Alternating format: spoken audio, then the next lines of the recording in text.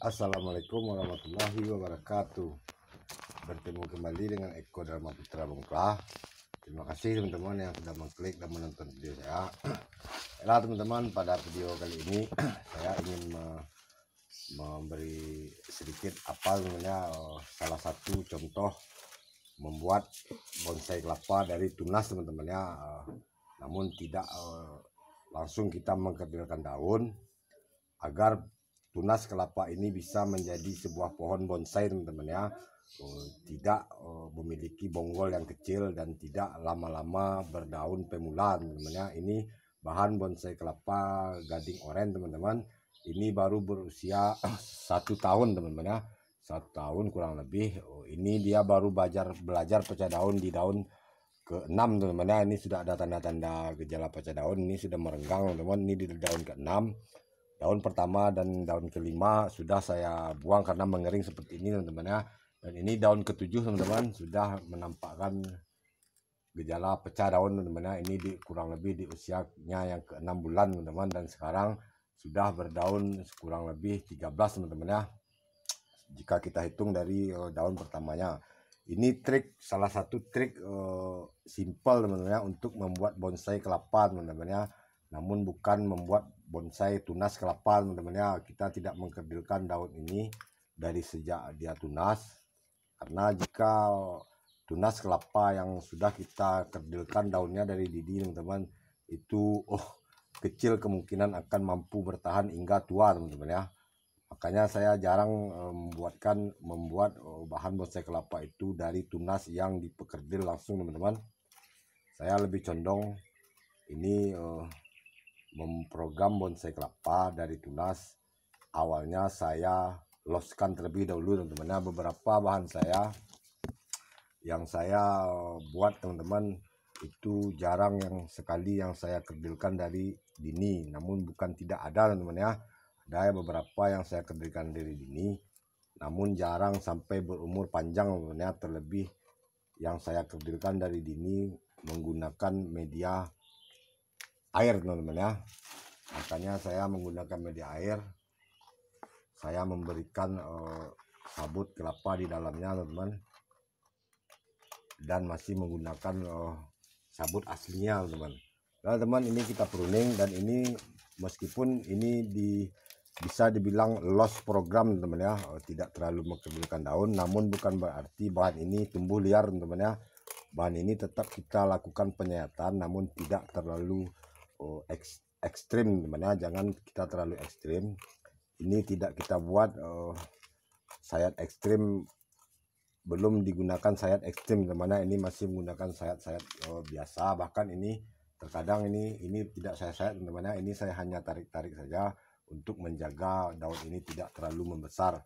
Dan ini berhubung dia sudah mulai belajar pecah daun teman-teman, dan ini daun terbarunya teman-teman, ini daun yang termudanya.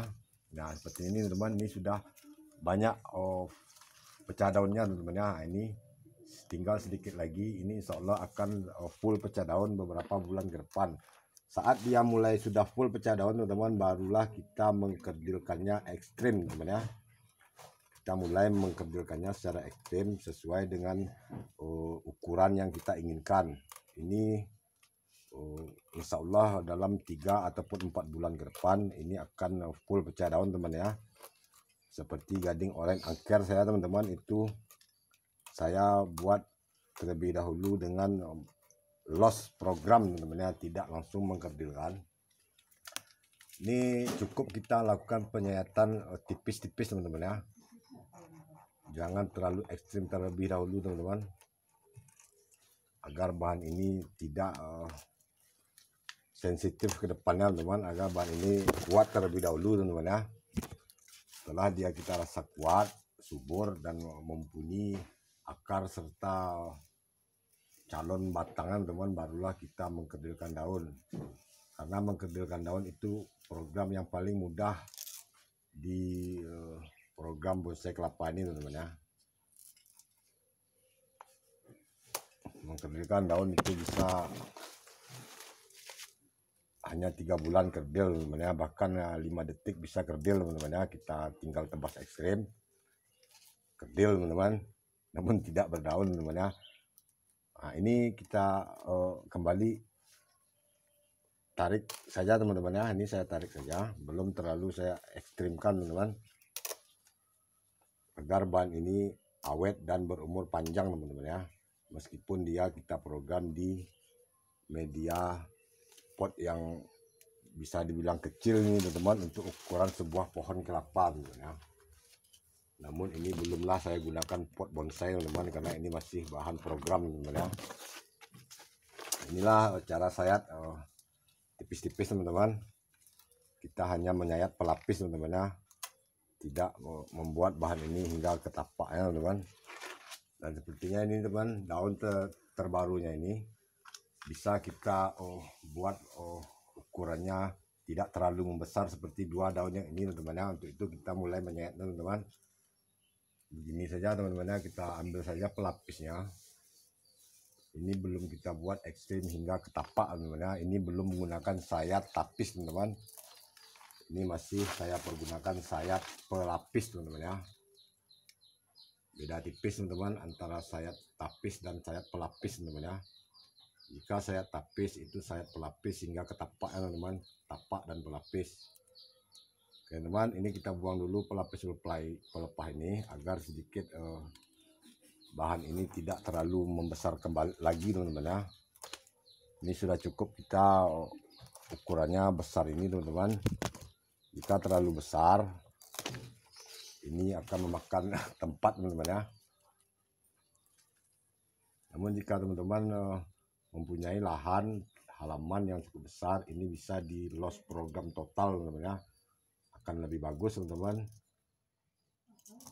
bonggolnya akan lebih besar ketimbang kita semi los seperti ini teman-teman ya. Nah, ini kita perhitungkan teman-teman ya. Ini apakah kita perlu tarik kembali, ini bisa ditarik sedikit kembali teman-teman, namun tidak sampai ke dasar teman-teman ya. Cukup teman-teman hingga saat ini, agar pelepah yang ini teman-teman masih bisa tumbuh sedikit lagi. Dan pelepah yang pucuk yang terbarunya ini teman-teman tidak akan terlalu tinggi lagi teman-teman ya. Kita buang dulu tapis sedikit bagian ini teman-teman, pelapis ini. Inilah cara trik teman-teman ya, membuat tunas kelapa itu agar mampu menjadi sebuah pohon teman-teman ya. Jika kita mengkedelkan sejak dari dini teman-teman, itu akan sangat sensitif teman-teman, akan sangat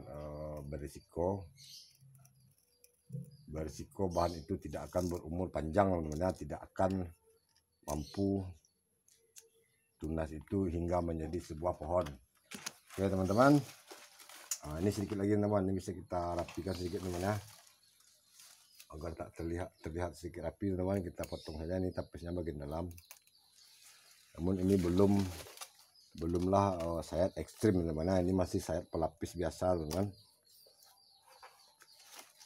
Oke teman-teman, ini cukup segini teman-teman ya. Dan ini akar utamanya, ini program akar dan batang teman-teman ya. Teman bisa lihat ini bahan ini masih saya ground teman-teman ya. Saya lupa teman apakah sabutnya sudah saya buka. Saya intip sedikit teman-teman ya. Wah, sepertinya sabut sudah saya buka ini teman-teman. Ini terlihat batoknya sudah terlihat akaran teman-teman ya. Nah, ini akar teman-teman ya. Bahan ini memiliki bonggol. Ini masihlah tunas teman-teman ya. Terlihat ini bonggol masih pendek, namun sudah cukup kekar teman-teman ya. Inilah jika dia nanti bahan ini sudah kita kedelkan, ini bonggol akan terlihat lebih kokoh teman-teman ya. Oke teman-teman, segitu dulu perawatan kali ini, tips cara membuat tunas kelapa hingga menjadi sebuah pohon bonsai teman-teman ya. Tidak ada cara cepat membuat bonsai kelapa teman-teman ya, kecuali kita membeli yang sudah menjadi bonsai. Nah, itu cepat teman-teman ya. Namun jika kita merawatnya, membuat sendiri dari tunas, tidak ada jalan cepatnya teman-teman ya, yang namanya bonsai, kecuali hanya membuat tanaman hias. Oke teman-teman, terima kasih yang sudah support channel saya. Sampai bertemu lagi pada perkembangan tunas kelapa gading oren satu ini teman-teman. Terima kasih. Assalamualaikum warahmatullahi wabarakatuh.